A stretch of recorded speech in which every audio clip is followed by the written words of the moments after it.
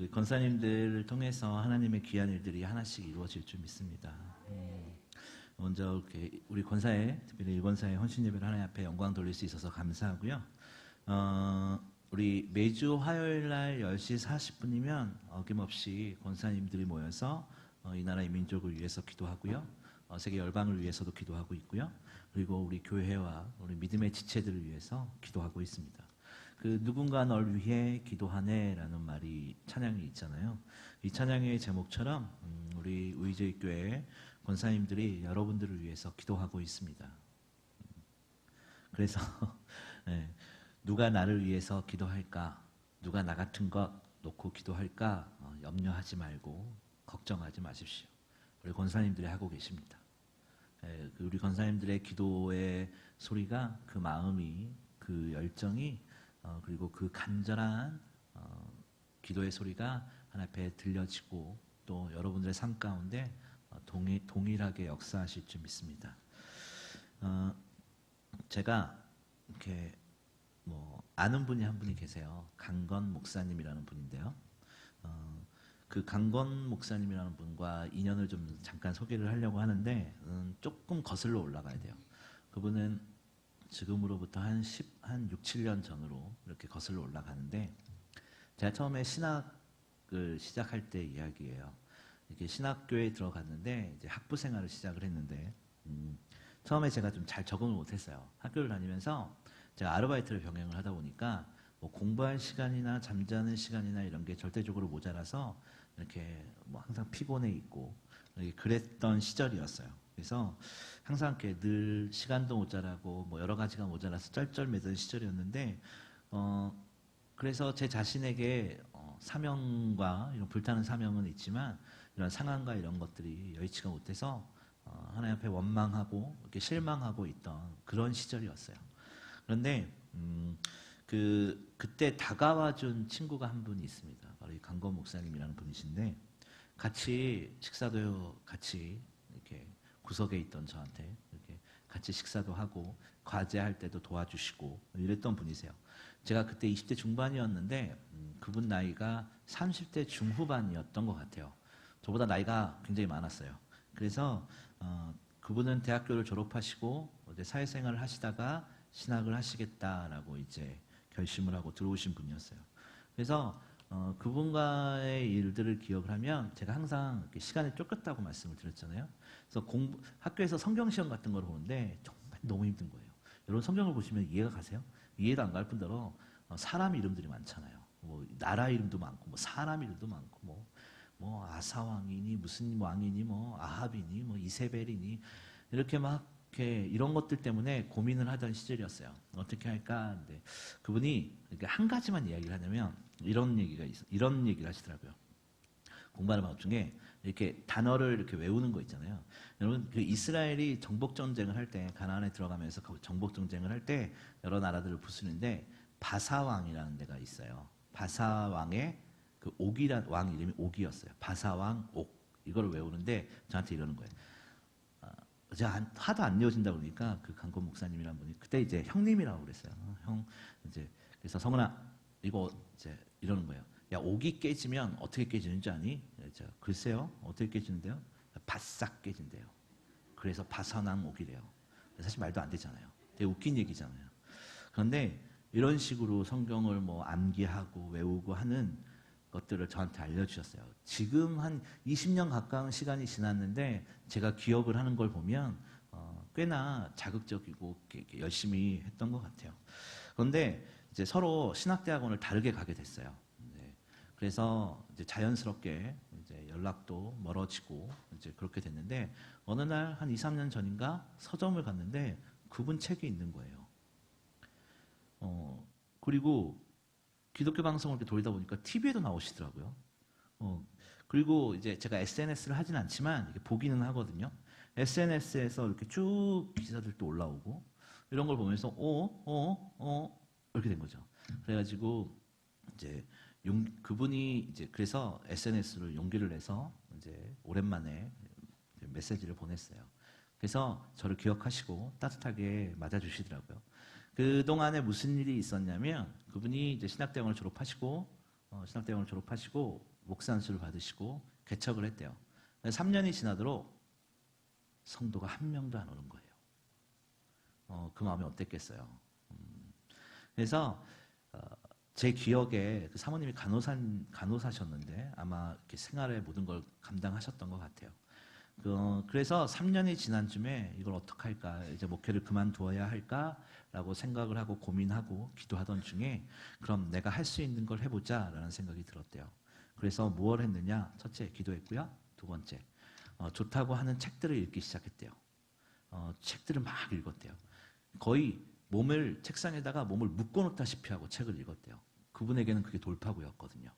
그래서 그게 수백 권이 지나고 이제 1000권이 넘어갈 때쯤에 자기만의 통찰력이 생기더래요. 그래서 뭐 유튜브나 이런 SNS에 올리기 시작하고 그다음에 모임에서 교제하기 시작하니까 여기서 불러주고 저기서 불러주고 책도 쓰게 되고 그다음에 TV에도 출연하게 되고 이제 그렇게 되는 상황이 된 거예요. 그래서 그래서 지금은 목회를 하고 계시지는 않아요. 근데 너무 행복하게 살고 있다라고 말씀을 하시더라고요. 강건 인문학 교실을 만들어서 일두동론이라는 말을 외치면서 강연을 하고 다니면서 전국을 다니시고 계세요. 지금은 하나님께서 주신 사명이 그것이다라고 생각을 하면서 최선을 다하여 사명을 감당하고 계십니다. 그래서 한 번씩 안부를 이렇게 물으면 너무나 행복하다라고 말씀을 하시더라고요. 제가 그 이야기를 들으면서 이런 생각이 들었어요. 자신의 상황에 좌절하는 순간 끝이구나. 어떤 상황에서든지요, 사명자는 하나님의 자녀들은요, 끈기를 가지고 돌파하면 하나님께서 우리가 생각할 수 없는 길을 여시는구나 라는 생각이 들었습니다. 여러분, 오늘 본문에도요, 그런 끈기를 가지고 어려움을 극복해 나간 사람이 나옵니다. 바로 느헤미야입니다. 성경에 많은 인물이 나오지만 어려움을 극복하고 하나님이 원하시는 리더십을 가진 사람이 누구냐라고 저에게 물어본다면 저는 주저하지 않고 바로 느헤미야를 뽑을 것 같습니다. 그만큼 그 안에는 하나님을 사랑하고 하나님의 나라를 만들어가려는 강한 마음이 있었던 것만은 확실한 것 같아요. 느헤미야는 우리가 잘 알다시피 적당한 삶을 적당히 살면서 삶에 만족하면서 살 수 있었던 사람이에요. 그냥 자기 먹고 마시는데 크게 불편함 없이 살 수 있었던 사람이 바로 느헤미야였습니다. 근데 그가 그런 삶을 뒤로 하고 폐허가 된 고국으로 돌아와서 그 백성들과 함께 고난에 동참하게 됩니다. 우리가 잘 알지만 느헤미야가 고국으로 다시 돌아왔을 때 그 상황이 비참함 그 자체였습니다. 느헤미야 2장 17절을 보면요. 후에 저희에게 이르기를 우리가 당한 공경은 너희도 묵도하는 바라. 예루살렘이 황무하고 성문이 소화되었으니 자 예루살렘 성을 중건하여 다시 수치를 받지 말자 하고 이렇게 기록하고 있습니다. 성벽을 재건하여 더 이상 수치를 당하지 말자라는 거예요. 더 이상 고난당하지 말자. 비참해지지 말자. 너희 지금 충분히 비참하니까 우리가 성벽을 만들어서 더 이상 비참해지지 말자라고 느헤미야가 외치는 겁니다. 여러분, 우리가 삶에서 고난을 당할 때, 어려움을 당할 때, 혹은 인생의 장애물을 만났을 때 어떻게 해야 되겠습니까? 우리는 우리의 삶에서 어려움을 당할 때 우리는 자꾸 뒤로 숨으려고 하죠. 구석으로 숨으려고 합니다. 문제를 외면하려고 하죠. 다른 사람의 뒤에 숨으려고 합니다. 여러분, 우리는 느헤미야처럼 마음 가운데 말씀으로 기둥을 세우고요, 성령으로 벽을 세워야 할 줄 믿습니다. 출애굽기에서 이스라엘 백성들이 출애굽을 해서 앞에 홍해가 가로막고 있을 때 사람들이 모세를 원망할 때 모세가 하나님을 같이 원망했습니까? 그렇지 않습니다. 기도하며 하나님의 말씀에 순종했던 것을 우리는 기억해야 됩니다. 또 이스라엘 백성들이 하나님을 원망하며 범죄했을 때 불뱀에 물리게 돼요. 그러자 사람들은 모세에게 말해요. 민수기 21장 7절을 보면 백성이 모세에게 이르러 가로되 우리가 여호와와 당신을 향하여 원망함으로 범죄하였사오니 여호와께 기도하여 이 뱀들을 우리에게 떠나게 하소서. 모세가 백성을 위하여 기도하매 이렇게 말을 하죠. 기도했다는 거예요. 기도했다는 거. 우리에게 필요한 것이 바로 이것입니다. 하나님의 뜻에 맞게 사는 것, 그리고 기도하면서 그 앞으로 나아가는 것, 어떤 상황에서도 주님만을 바라볼 수 있는 것, 이것이 바로 우리가 해야 할 일이고 해야만 하는 것입니다. 오늘 본문의 느헤미야도 하나님 앞에 기도하고 있습니다. 성벽을 재건한다는 말에 산발락과 도비아가 비난하기 시작합니다. 오늘 본문 2절을 보면요, 잘 알 수가 있어요. 5가지의 질문을 통해서 이스라엘이 얼마나 미련한 일을 하고 있는지를 이 산발락이 이야기하고 있어요. 첫 번째로는 2절에 있는 것처럼 첫 번째로는 미약한 유다 사람들이 하는 일이 무엇이냐 이거고요. 두 번째로는 스스로 경고케 하려는가 이겁니다. 세 번째로는 제사를 드리려는가 이거고요. 네 번째로는 하루에 피력하려는가. 다섯 번째로는 소화된 돌을 흙무더기에서 다시 일으키려는가라고 하면서 조롱하고 있어요. 그러나 맞는 이야기처럼 들려요. 폐허가 되어 있으니까. 비참한 사람들이니까. 그러니까 이런 거예요. 현실이 그러니까 너희들 지금 하는 일이 무엇인지 아니? 라고 묻는 거예요. 너희들이 과연 할 수 있겠어? 그런 걸? 이런 거예요. 아니면 제사를 드려서 뭔가 초자연적인 일로 뭔가 없었던 게 짠하고 생기는 것처럼 만들려고 그러니? 그런 거예요. 아니면 쓰레기 더미에서 흙을 꺼내서 성벽을 만들려고 하는 거니? 너 도대체 할 수 있는 게 없잖아. 이렇게 말을 하고 있는 거예요. 일반적으로는 맞는 이야기예요. 심지어 도비아라는 사람은 그 성벽에 여우가 올라가도 곧 무너질 것 같다라고 조롱하고 있죠. 성벽은 튼튼해야 하는 건데 너희가 하는 것은 형편없다라는 것이죠. 여러분, 마치 우리 삶에서 우리가 신앙생활을 할 때 세상의 조롱과도 같습니다. 너희가 교회 다닌다고 해서 무엇을 할 수 있느냐? 너희가 기도한다고 해서 뭘 할 수 있느냐? 너희가 모여서 예배한다고 하는데 도대체 너희가 뭘 할 수 있느냐? 세상은 세상이고 교회는 교회야. 니네는 종교 뭘 한다고 해서 뭐가 달라지느냐? 이렇게 조롱하는 것 같아요. 너희들은 자존심만 있지 도대체 무엇을 할 수 있느냐? 우리에게 공격한다는 것이에요. 세상의 논리로 보면 우리는 비참하죠. 세상 논리로 보면 우리같이 바보 같은 사람이 어디 있어요? 놀러 갈 수 있는 시간에 예배 드리잖아요. 돈을 한 푼이라도 벌어야 될 이 시기에 우리는 하나님께 물질을 드립니다. 우리처럼 바보 같은 사람들이 어디 있어요? 세상의 논리를 보면 우리는 바보 같은 사람들이라는 거예요. 우리는 그게 아닌 걸 알지만 세상에 하나님을 알지 못하는 백성들은, 하나님을 알지 못하는 사람들은 그렇다라는 거예요. 우리가 때로는 신앙을 지킨다고 하지만 우리 삶에 전혀 영향력이 없는 것 아닌가라는 질문을 던질 때, 이런 질문을 막 많이 받다 보면, 손가락질과 비난을 받다 보면 우리도 원망스러울 때가 있을 거 아니에요. 우리가 열심히 신앙생활을 하지만 그들에게 영향력을 미치지 못한다고 느껴질 때, 하물며 세상 사람들은 둘째치고 내 아내, 내 남편, 내 자녀들에게 신앙의 유산을 물려주지 못할 때, 그럴 때 얼마나 답답하시겠어요. 말씀대로 살려고 최선을 다하는데 또는 어려운 문제가 우리 앞에 있다면 우리는 어떻게 해야겠느냐 이거예요. 오늘 본문의 느헤미야는 명쾌하게 하고 있습니다. 기도하고 있어요. 인생의 장애물 앞에서 기도하는 느헤미야의 모습을 볼 수 있습니다. 저들의 악을 묵인하지 마시고 저들의 죄를 용서하지 마소서. 오늘 느헤미야는 그렇게 기도하고 있어요. 세상의 손가락질과 세상의 비난과 세상의 도전 앞에 느헤미야는 하나님, 저들을 가만두지 마세요. 하나님은 살아계시지 않습니까? 라는 거예요. 인생의 장애물 앞에서 느헤미야는 자신의 권력과 세상적인 방법을 사용할 수도 있었겠지만 그런 것이 아니라 하나님의 말씀을 기다렸다는 겁니다. 하나님의 하실 일들을 기대하며 인내하며 기도하는 느헤미야의 모습을 볼 수가 있습니다. 여러분, 우리에게 인내가 왜 필요할까요? 우리는 인내해야 합니다. 인내하세요 라고 말을 하지만 인내가 왜 필요하겠습니까? 그것은요, 하나님의 생각과 우리의 생각이 다르기 때문이에요. 하나님의 생각과 우리의 생각이 다르기 때문에 그걸 참는 과정이 필요해요. 그것을 인내라고 하는 겁니다. 그래서 하나님의 뜻이 이루어질 때까지 기다리는 것이 인내라고 하는 거예요. 우리의 생각과 하나님의 생각이 틀리기 때문에 우리는 하나님의 뜻이 우리 삶에서 이루어질 때까지 기다려야 돼요. 기도하며 하나님의 뜻을 기다리며 우리는 이걸 인내라고 합니다. 여러분, 어떤 문제 앞에서 인내의 시간을 보내고 계신 분이 있을지도 모르겠어요. 그 과정은 힘들고 어려운 것이 아닙니다. 하나님의 생각을 찾아가는 겁니다. 그 과정이 기쁨의 하루하루가 되기를 바랍니다. 이것이 바로 우리의 모습이 되어야 돼요. 하나님께서 우리에게 원하시는 것을 찾아가는 겁니다. 하나님이 우리에게 원하시는 것이 무엇이겠습니까? 오늘 본문에 산발락과 도비아가 조롱을 하고요. 또 그들이 우리의 혈기를 건드렸다고 나가서 본때를 보여주는 것이 맞겠습니까?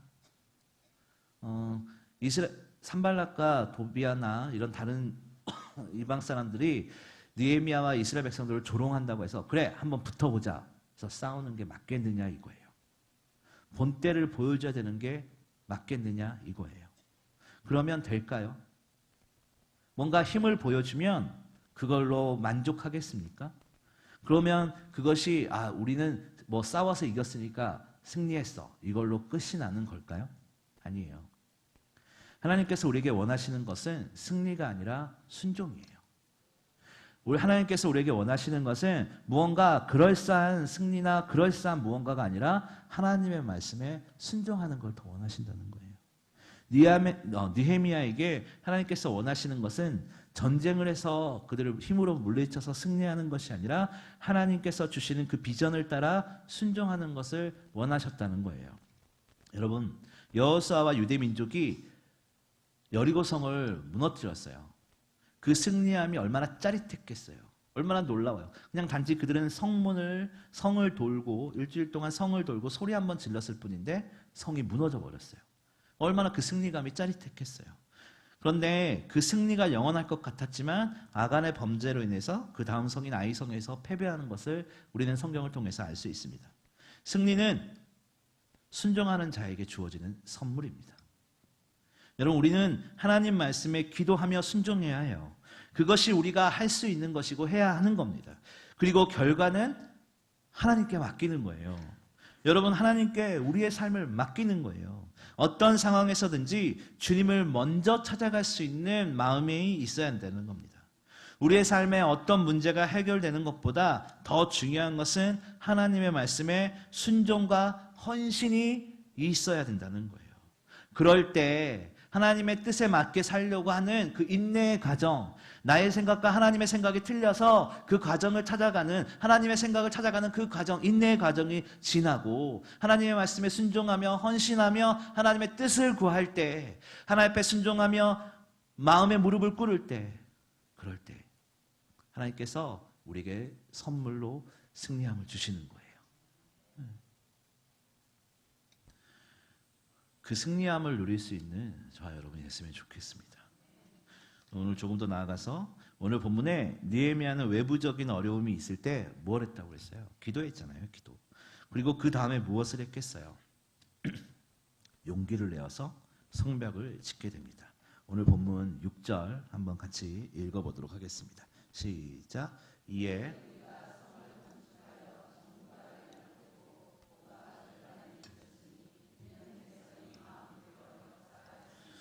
아멘. 백성들이 최선을 다해 열심히 일했기 때문에 마침내 우리는 전성벽을 절반이나 쌓아 올렸다. 이런 말이에요. 상황에 좌절하는 것이 아니라 용기를 내어서 성벽을 지었다. 이겁니다. 우리의 헌신이 그렇습니다. 우리의 상황에 굴하는 것이 아니라 다시 한번 용기를 내어서 헌신과 예배로 나아가는 거예요. 시간이 있어서 헌신하는 사람이 어디 있겠어요? 돈이 많아서 헌신하는 사람이 어디 있겠어요? 아니에요. 그럴 수 없지만 나의 주인 되시고 우리를 지으시고 만드시는 그분을 바라보며 힘을 내어 용기를 내어 다시 한번, 오늘도 힘들지만 다시 내일 한번 일어서는 겁니다. 여러분, 어떤 상황에서 좌절하는 것이 아니라 용기를 내어서 성벽을 지었던 느헤미야와 이스라엘 유다 백성들처럼 우리의 헌신이 우리의 상황에 굴하는 것이 아니라 용기를 내어서 헌신과 예배로 하나님께 나아가야 됨을 기억하시기를 바랍니다. 여러분, 용기는요, 뭐라고 생각하세요? 용기는 두려움이 없는 것이 아닙니다. 두려움보다 더 중요한 무언가가 있기 때문에 힘을 내는 겁니다. 여러분, 두려움이 없는 사람이 어디 있겠어요? 두려움이 없는 사람이 어디 있겠어요? 저도 겁이 굉장히 많은데 세상에 어렸을 때는 세상에 저만 겁쟁이고 다른 사람은 다 용감한 줄 알았어요. 하도 막 이렇게 놀리고 겁을 주고 그러니까.